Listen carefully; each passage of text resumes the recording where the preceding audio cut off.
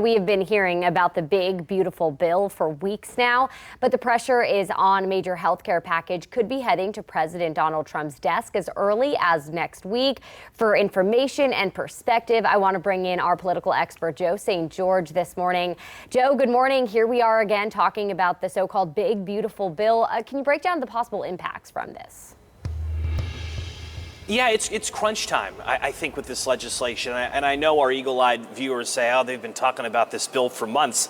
And you'd be correct. We have been. But the president wants this on his desk by July 4th. Senate Republicans, House Republicans, they're optimistic they can follow that timeline. Well, the 4th of July is next week. Here's what hasn't happened yet. We still don't have the final text of the Senate version of the bill.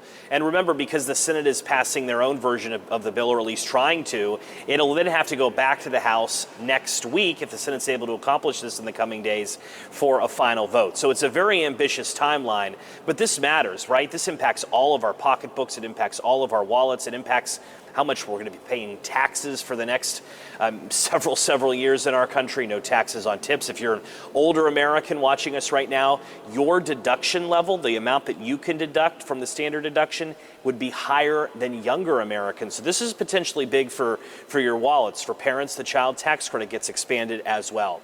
But there remains issues, shocking, I know, between now and any type of vote in the Senate. And one big concern that lawmakers have, some Senate Republicans have, is rural hospitals. We've been following rural hospitals for years now, the struggle in many cases to stay afloat. And they rely, more so than the big city hospitals, on government healthcare programs, Medicare and Medicaid. And this big, beautiful bill makes a number of changes to Medicaid. In fact, the American Hospital Association estimates all the changes could result in $50 billion fewer dollars for rural hospitals. Well, that's a problem, some Republican senators say, because they're hearing from constituents who are hearing that rural hospitals may have to close as a direct result of losing any more funding.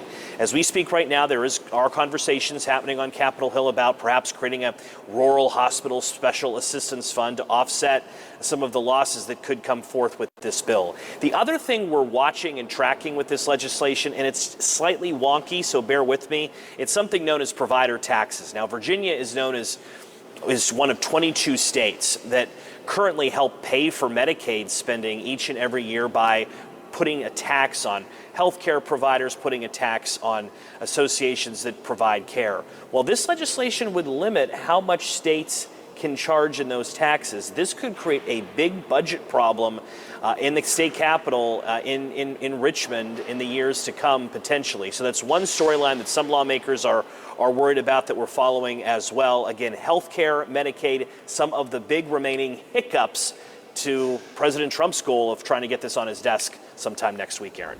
There is quite a lot to discuss in this bill, Joe. Thanks so much for giving us perspective and helping us digest that this morning.